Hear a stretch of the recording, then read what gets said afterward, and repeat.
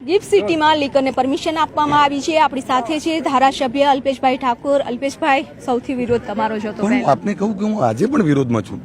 હું આજે પણ ગુજરાતની દારૂબંધીના વિરોધમાં છું। આ કોઈ નવું નથી। આ પરમિશન હંમેશા વારંવાર આવી ગુજરાતમાં અનેક હોટલો છે, અનેક રેસ્ટોરન્ટો છે જેને મંજૂરી આપેલી છે।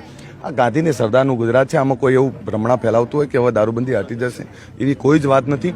જે જૂની તર્જ ઉપર જે મંજૂરીઓ આપેલી છે એ તર્જ ઉપર મંજૂરી આપી છે। આમાં કોઈ નવું નથી। એવું નથી કે ગિફ્ટ સિટીમાં તમે છાકટા બનીને પડશો કે ગિફ્ટ સિટીમાં દારૂ પીવા કોઈ આવી શકશે, એવું નથી।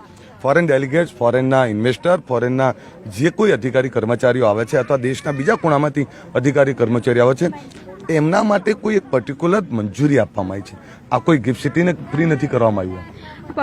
કર્મચારી અને જે પણ ડેલિગેટ્સ આવશે એ લોકો ત્યાં લીકરની સેવન કરી શકશે। હવે એવી વાત તો એવી છે કે ગુજરાતીઓની પણ ત્યાં શોપ હશે, ત્યાં ઓફિસો હશે। અરે ના ના ના ના ના, આ આપની કહું, ગુજરાતની અનેક એવી રેસ્ટોરન્ટ હોટલો છે જેને મંજૂરી આપવામાં આવી છે। ગિફ્ટ સિટી ઇન્ટરનેશનલ તર્જ ઉપર ડેવલપ થતો એરિયા છે। જો ગુજરાતમાં ધોલેરા શહેર અને ગિફ્ટ સિટી આ બહુ જ મોટા પ્રમાણમાં ડેવલપ થઈ રહ્યું છે। અહીંયા ઇન્ટરનેશનલ કંપનીઓ આવી રહી છે, ઇન્ટરનેશનલ બ્યુરોક્રેટ્સ આવી રહ્યા છે। ઇન્ટરનેશનલ લોકો જ્યારે બધા અહીં આવતા હોય તો એની તર્જ ઉપર ઊભું કર્યું છે। આમાં કોઈ નવી છૂટ આપવાની વાત નથી। કોઈ એવી ભ્રમણા ના ફેલો કે અહીંયા ગિફ્ટ સિટીનો જ વિકાસ નહીં, ગુજરાત આખાનો વિકાસ થઈ રહ્યો છે। તો અરે ના ના ના ના, અરે ચોક્કસ એક આઈટી હબ બની રહ્યું છે। મોટી મોટી મલ્ટીનેશનલ કંપનીઓ આવી રહી છે, મોટી મોટી કંપનીઓ આવી છે, ત્યારે એના માટે ગુજરાતમાં પહેલેથી છૂટછાટ છે જ। આ કોઈ નવું નથી। જે પહેલેથી છૂટછાટ છે એ તર્જ ઉપર થઈ રહ્યું છે। અલ્પેશભાઈ પહેલા વિરોધ તો કરતા હતા। અરે હું આજે વિરોધ કરું છું।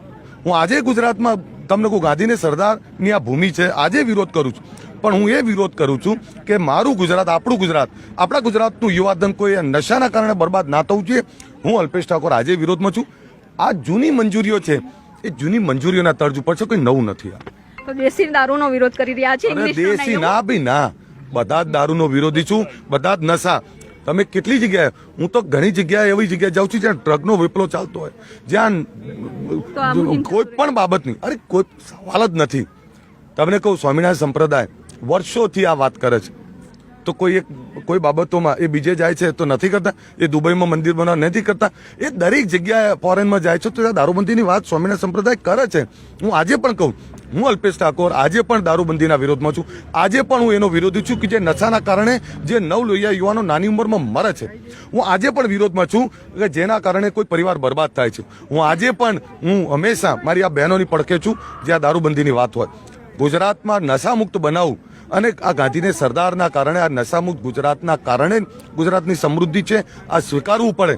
આ જે કંઈ મંજૂરી મળી છે, જૂની તર્જ ઉપર જે મંજૂરીઓ મળી હતી એ તર્જ ઉપર છે, કંઈ નવું નથી।